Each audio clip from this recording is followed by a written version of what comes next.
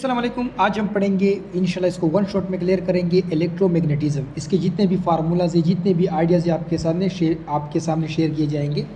तो सबसे पहले इलेक्ट्रोमैग्नेटिज्म यानी कि इलेक्ट्रिकल और इलेक्ट्रिकल प्रॉपर्टी और मैग्नेटिज्म की प्रॉपर्टी एक दूसरे के जो लिंक में होते हैं, इसको हम कहते हैं इलेक्ट्रोमैग्नेटिज्म।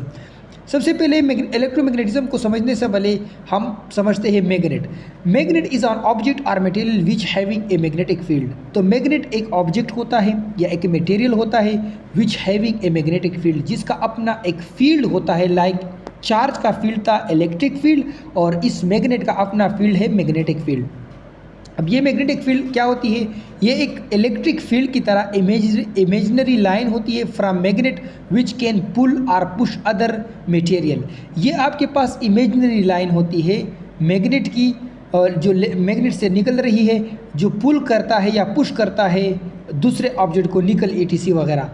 अच्छा, अगर अभी भी आप नहीं समझे हो तो ये आपके पास क्या है? ये आपके पास एक मैग्नेट है, ये इसका नॉर्थ पोल है और इसका साउथ पोल है। नॉर्थ पोल से लाइनें निकलती है, आउट होती है, जबकि साउथ पोल पर लाइनें इंटर होती है।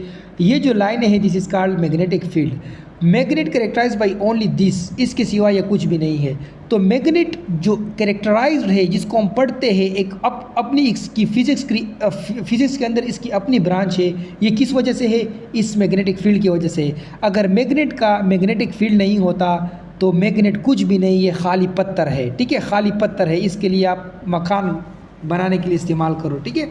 अच्छा, करंट। अच्छा, ये तो था मैग्नेटिक फील्ड मैग्नेट के इर्द गिर्द, बार मैग्नेट के इर्द गिर्द मैग्नेटिक फील्ड। अब मैग्नेटिक फील्ड यहाँ पर नहीं पैदा होता। Magnetic field current carrying wire also have this magnetic field. Current carrying wire, ये जब आपके पास वायर में करंट जा रहा होता है, इसके इर्द गिर्द भी ये मैग्नेटिक फील्ड होता है। ठीक है, इसके इर्द गिर्द भी ये मैग्नेटिक फील्ड होता है। तो the region around the magnet are current and current carrying को वायर। मैग्नेट और करंट कैरिंग वायर के इर्द गिर्द वो इलाका where the effect of that field can be felt, जहाँ पर इस फील्ड का इफेक्ट जो फेल्ट होता है, महसूस होता है, इसका असर महसूस होता है, इसको हम कहते हैं मैग्नेटिक फील्ड। अच्छा, इन वायर, अब यहाँ पर एक मेन कंसेप्ट है जो मेरी ये ख्वाहिश है कि इस पर आप लोग पूरे के पूरे समझ जाए। ठीक है, वो मेन कंसेप्ट क्या है? इन वायर, मेरे पास एक वायर है। If the flow of electron is uniform and direction, अगर एक वायर है उसमें इलेक्ट्रॉनों की मोशन यूनिफॉर्म है और डायरेक्शन है, एक डायरेक्शन में है, यानी कि DC करंट की बात हो रही है, then it produce uniform magnetic field. तो ये आपके पास कौन सी मैग्नेटिक फील्ड पैदा करेगा? यूनिफॉर्म मैग्नेटिक फील्ड पैदा करेगा। This magnetic field further no develop electric field, और ये मैग्नेटिक फील्ड फिर से इलेक्ट्रिक फील्ड पैदा नहीं कर सकता। मेरे पास क्या है? एक DC सोर्स है, बना देता हूँ, कोई जल्दी नहीं है। ये आपके पास क्या है? DC सोर्स मैंने लगा लिया है, और यहाँ पर कन्वेंशनल करंट शो कर देता हूँ। ठीक है, आपके लिए, ताकि आप डिस्टर्ब ना हो। ये कन्वेंशनल करंट क्या है? एक डायरेक्शन में जा रहा है, यूनिफॉर्म करंट है।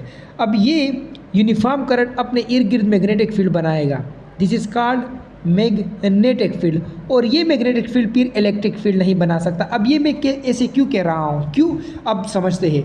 But if the flow of electrons is non uniform, अगर फ्लो नॉन यूनिफॉर्म होगी, यूनिफॉर्म नहीं होगी, और डायरेक्शन भी क्या था?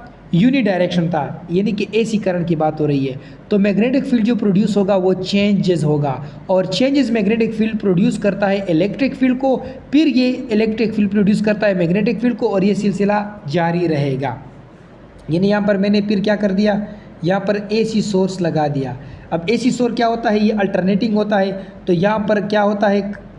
नॉन यूनिफॉर्म होता है। तो ये इलेक्ट्रिक फील्ड, फिर इलेक्ट्रिक फील्ड से मैग्नेटिक फील्ड, मैग्नेटिक फील्ड से फिर इलेक्ट्रिक फील्ड। अब फिर ये इलेक्ट्रिक फील्ड क्यों पैदा हुआ मैग्नेटिक फील्ड से? क्योंकि यहाँ पर जो मैग्नेटिक फील्ड पैदा हो रहा था वो भी वेरिंग था। ठीक है, तो वेरिंग मैग्नेटिक फील्ड भी इलेक्ट्रिक फील्ड पैदा कर सकता है। अभी अगर अभी भी आप नहीं समझे हो तो इस तीनों डायग्राम से आप समझ जाओगे। ये आपके पास चार्ज है, रेस्ट में है, बिल्कुल। तो इस चार्ज, अगर ये रेस्ट में है तो इसका सिर्फ क्या फील्ड होगा? इलेक्ट्रिक फील्ड होगा, बिल्कुल। ये चार्ज ही यूनिफॉर्म मोशन में है, ये चार्ज है और ये इसके इलेक्ट्रिक फील्ड है 3D, और ये यूनिफॉर्म मोशन में है। तो यूनिफॉर्म मोशन में का मतलब ये कि इसके इलेक्ट्रिक फील्ड में चेंज आ रहा है। तो इससे एक यूनिफॉर्म मैग्नेटिक फील्ड पैदा होगा, और ये यूनिफॉर्म मैग्नेटिक फील्ड फिर इलेक्ट्रिक फील्ड नहीं पैदा कर सकता। अभी ये एक और चार्ज है और ये एक्सेलरेटेड फॉर्म में है, एसी सर्किट में घूम रहा है, तो यहाँ पर जो मैग्नेटिक फील्ड होगा वो नॉन यूनिफॉर्म है, इलेक्ट्रिक फील्ड नॉन यूनिफॉर्म है, और मैग्नेटिक फील्ड भी नॉन यूनिफॉर्म होगी, और फिर इलेक्ट्रिक फील्ड बनेगा, फिर मैग्नेटिक फील्ड बनेगा, और ये सिलसिला जारी रहेगा। ठीक है, और यहाँ पर हमारे पास जब ये एक्सेलरेटेड फॉर्म में होता है एसी करंट में, तो यहाँ पर इलेक्ट्रोमैग्नेटिक वेव की प्रोडक्शन कर देता है। ठीक है, अच्छा, मैग्नेटिक फील्ड रिप्रेजेंट करते हैं हम बी से, और इसका एसआई यूनिट क्या होता है, टेस्ला, और ये एक वेक्टर क्वांटिटी है, और 1 टेस्ला बराबर होता है जब 1 न्यूटन फोर्स लगे, जब एक आपके पास 1 मीटर वायर हो, उसमें 1 एम्पेयर करंट हो, और उस पर एक न्यूटन फोर्स लगे, तो आपके पास वो 1 टेस्ला के बराबर होगा। ठीक है, अच्छा, current carrying wire in magnetic field. अब ये आपके पास टर्मिनोलॉजी शुरू होती है। ठीक है, इसको पढ़ लेते हैं। मेरे पास क्या है, ये एक नॉर्थ पोल है, साउथ पोल है, एक स्ट्रॉन्ग मैग्नेटिक फील्ड है। मैंने यहाँ पर एक कंडक्टर को रखा, और कंडक्टर में मैंने डीसी करंट अप्लाई कर दिया। अब ये करंट की क्या है, डायरेक्शन है। पहले जब वोल्टेज नहीं था, तो यानी करंट नहीं था, तो फोर्स 0 था, कंडक्टर पर कोई फोर्स नहीं लग रहा था। अब मैंने वोल्टेज अप्लाई किया तो करंट फ्लो कर गया। तो करंट की फ़्लो की वजह से मैंने पहले बताया था कि वायर के अंदर भी इलेक्ट्रिक फील्ड जनरेट होता है। तो वायर का मैग्नेटिक फील्ड और इस सोर्स का मैग्नेटिक फील्ड, ये जो नॉर्थ पोल है, साउथ पोल है, ये दोनों मैग्नेटिक फील्ड इंटरेक्ट करेंगे और एक दूसरे पर फोर्स लगाएंगे, और ये फोर्स डिपेंड करता है length of the wire, magnetic field और करंट। तो F is directly proportional to bill, तो F is equal to bill sine theta. ठीक है, और साइन थीटा 90 एंगल पर ये मैक्सिमम होता है। ठीक है, अगर आपके पास अगर ये 90 एंगल पर नहीं हुआ, तो ये इसका जो y कंपोनेंट है, ये आपके पास इसका y जो कंपोनेंट है ये 90 के बराबर हो जाएगा। अच्छा, उसके बाद ये मैग्नेटिक फ्लक्स क्या होता है। Magnetic flux number of magnetic field lines passing through certain area, किसी एरिया में मैग्नेटिक फील्ड लाइंस का गुजर जाना, this is called magnetic flux. ये मेरे पास एक एरिया है और ये आपके पास उसका सरफेस है। ठीक है, ये जो मैंने इस तरह ये आपके पास प्लेन है या सरफेस है, और ये इसका क्या है, यूनिट वेक्टर एरिया, सॉरी ये वेक्टर एरिया ए है। ठीक है, अगर मैं किसको देखूँ, अच्छा पहले तो इसका फार्मूला लिख लेते हैं, magnetic flux is equal to B dot A. अब यहाँ पर साइन थीटा लगेगा, कब लगेगा साइन थीटा, जब मैं यहाँ पर प्लेन या सरफेस के लिए लिखूँ। तो मतलब ये है कि लेट्स सपोज मेरे पास, अगर मैं आसानी से समझाऊं तो मेरे पास ये क्या है, एक ये एरिया है। ठीक है, एरिया। अब इस एरिया में इस तरह नहीं समझा सकता, मुझे कुछ यहाँ पर ढूंढना पड़ेगा। अच्छा ये ठीक है, ये मेरे पास क्या है, ये एक सरफेस है। ठीक है, ये सरफेस है, प्लेन सरफेस है। अगर यहाँ से ये क्या आ रही है, ये मैग्नेटिक फील्ड आ रही है इस तरह। अगर मैं इसके हिसाब से बात करूं तो मैं साइन थीटा इस्तेमाल करूंगा। लेकिन अगर यहाँ पर आप देख सकते हैं, इसको हम कहते हैं क्या, इसको अगर बैक साइड पर यहाँ पर मैं एक लगा देता हूँ, ये आपके पास क्या होती है, वेक्टर एरिया ए। तो ये इसके लिए ये पैरेलल होगा। तो मैक्सिमम फ्लक्स कब होगा एरिया, वेक्टर एरिया के लिए, तो वो कास थीटा इस्तेमाल करूँगा और कास 0 पर होगा। ठीक है, कास 0 पर ये 1 के बराबर होता है।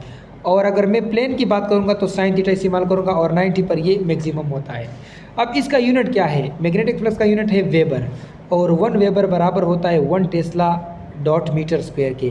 देखो ये क्या है, मैग्नेटिक फील्ड का यूनिट क्या था, 1 टेस्ला, और आपके